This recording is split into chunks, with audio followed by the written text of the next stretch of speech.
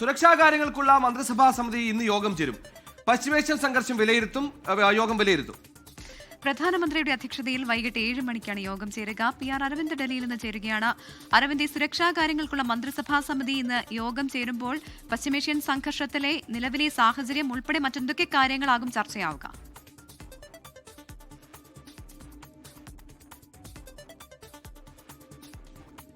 അധ്യക്ഷതയിൽ സുരക്ഷാ കാര്യങ്ങൾക്കുള്ള മന്ത്രിസഭാ സമിതി യോഗം ചേർന്നിരുന്നു. ഇതിന് പിന്നാലെയാണ് ഇന്ന് വീണ്ടും ഈ യോഗം ചേരാൻ പോകുന്നത്. നിലവിൽ പ്രധാനമന്ത്രി അസമിലാണ്. വൈകുന്നേരത്തോടുകൂടി അദ്ദേഹം ഡൽഹിയിലേക്ക് മടങ്ങിയെത്തിയ ശേഷമാണ് ഈ യോഗം ചേരുക. പ്രധാനപ്പെട്ട ക്യാബിനറ്റ് മന്ത്രിമാരടക്കം ഈ യോഗത്തിൽ പങ്കെടുക്കും. കൃത്യമായി പശ്ചിമേഷ്യൻ സംഘർഷം തന്നെയാണ് ഈ യോഗത്തിലെ അജണ്ടയെന്ന് പറയുന്നത്. രാജ്യം ഇപ്പോൾ നടക്കുന്ന പ്രതിസന്ധി മറികടക്കാൻ സ്വീകരിച്ച നിലപാടുകൾ, ഇതുവരെ സ്വീകരിച്ച ആ നിലപാടുകൾ അതെങ്ങനെയാണ് ഫലപ്രദമായത് അടക്കമുള്ള കാര്യങ്ങൾ കൃത്യമായി യോഗം വിലയിരുത്തും. അതുപോലെ തന്നെ പുതിയ നിർദ്ദേശങ്ങൾ ഈ യോഗത്തിൽ നിന്ന് ഉയരുമെന്ന് തന്നെയാണ് മനസ്സിലാകുന്നത്. കാരണം ഇന്ന് വാണിജ്യ LPG സിലിണ്ടർ വില അടക്കം വർദ്ധിക്കുന്ന സാഹചര്യത്തിലേക്കൊക്കെ പോയിരുന്നു. അപ്പോൾ ഇപ്പോൾ ഉണ്ടായിരിക്കുന്ന പ്രതിസന്ധി മറികടക്കാൻ എന്തൊക്കെ നടപടികൾ വേണമെന്ന കാര്യമാണ് പ്രധാനമായും യോഗം ചർച്ച ചെയ്യുക. കേന്ദ്ര ആഭ്യന്തരമന്ത്രി അമിത്ഷാ, അതുപോലെ തന്നെ പ്രതിരോധ മന്ത്രി രാജ്നാഥ് സിംഗ്, ധനമന്ത്രി, അതുപോലെ തന്നെ വിദേശകാര്യ മന്ത്രി എന്നിവർ ഈ സമിതിയിൽ അംഗങ്ങളാണ്. ഇതുകൂടാതെ തന്നെ ക്യാബിനറ്റ് സെക്രട്ടറി TV സോമനാഥ്, അതുപോലെ തന്നെ CDS അടക്കമുള്ളവരും ഈ സമിതിയിൽ അംഗമാണ്. അതുകൊണ്ട് തന്നെ രാജ്യം നേരിടുന്ന നിലവിലെ പ്രതിസന്ധി അത് യോഗം ചർച്ച ചെയ്യും. അതുപോലെ തന്നെ ഇതിൽ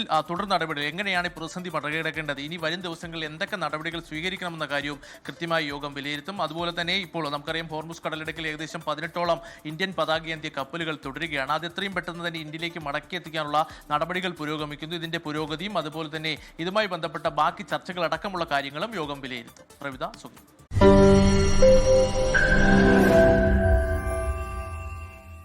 ലോകത്തെവിടെയായാലും ഏത് സമയത്തും 24 വാർത്തകളും ഓഗ്മെന്റഡ് റിയാലിറ്റി പാക്കേജുകളും എക്സ്പ്ലെയിനറുകളും വിശദമായി കാണാൻ ഞങ്ങളുടെ YouTube ചാനൽ നിങ്ങൾക്ക് സബ്സ്ക്രൈബ് ചെയ്യാം.